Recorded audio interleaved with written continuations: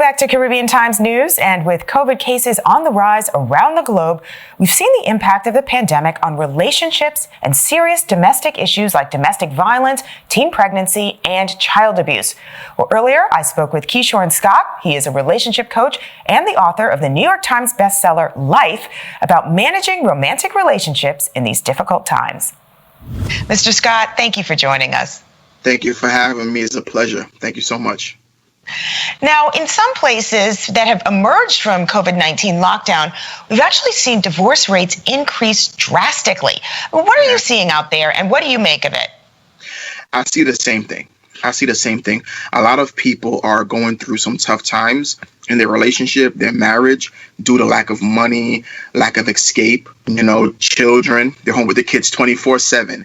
And from going to work 10 hours a day, 12 hours a day, now you're in your home consistently doing the same thing over and over again when you were used to a routine. So your routine is broken now, and you don't know how to cope with your spouse, the kids, and things are just running like a rampage around your life. So it's difficult to cope with those things. It's a big change for a lot of people. And now we see the term quarantine bae. That's being used to describe people who maybe got into a relationship during quarantine, at least in part to have somebody to spend that time with. What do you think of those relationships? And can they survive when the need to quarantine ends? It could survive based on the foundation it was built with. A lot of relationships don't survive because a lot of people are looking for someone to pass time with. Pastime is not purpose in a relationship. You need a relationship that has a destination, that has substance, that has purpose. And a lot of us, we're just dating a pastime because we're bored. We need some attention. We need some affection. And we need someone to just be with us along the way to help us navigate throughout our loneliness. So a lot of us are falling in love out of loneliness. So now quickly, what are your top 3 tips for people who are managing relationships during all the stress and the economic anxiety and the uncertainty of this pandemic? One thing is put yourself first. A lot of us, we're in relationships, and the best relationship we have should be with ourselves. Put yourself first. Take a mental break. Work on your mental health. Work on your strengths and weaknesses. And if you are in a relationship or, build a relationship that you're in, I will say work on your insecurities, work on healing, work on loving yourself, taking care of yourself. And this is a perfect time to really build with your family. The people who you haven't spoken to in so long, this is your chance to reunite, and just be yourself and love yourself and take the time to work on it. And now, any advice for individuals who say maybe dating and they want to take it to the commitment level, not necessarily even marriage, it could be, but it could also be, say, exclusivity? Yeah. My perfect advice for that is don't rush.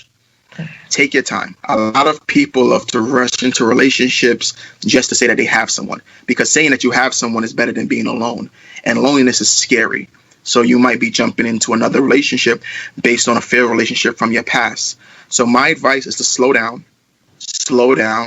don't compromise too much, don't settle. And back to what I said just now, work on yourself and know the balance between we and me. Because a lot of people jump into relationships and it's we, and you forget about yourself in the whole entire process.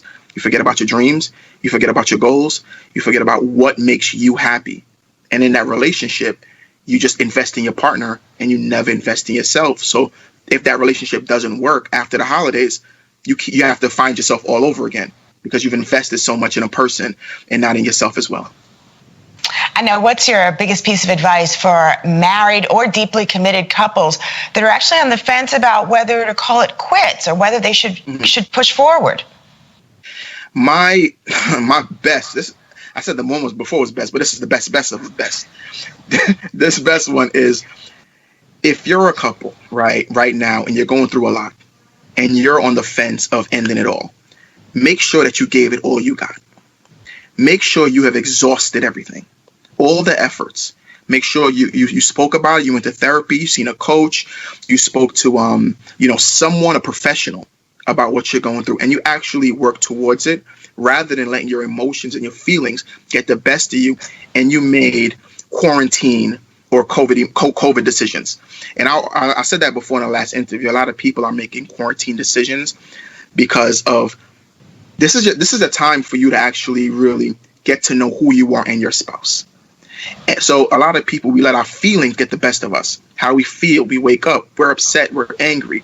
We let all of those things get the best of us. So my best piece of advice is, if you exhausted everything, you really put in all the work and you still didn't get anything back in return, then you make an exit plan together. You're still together.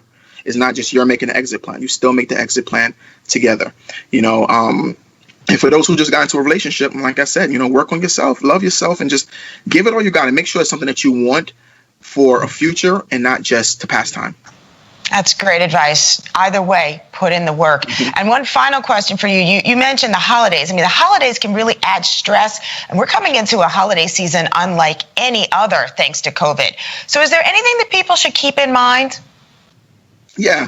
One of the best advice I will give them for that is don't rush into the relationship again, and don't think that you're going to meet their parents and, you're in love. Just relax. Don't go too fast. A lot of people, they're in relationships or they're not in a relationship. So for the people who are in a relationship, they want to meet the partner's family. They want to do everything with them. Spend time with your friends as well.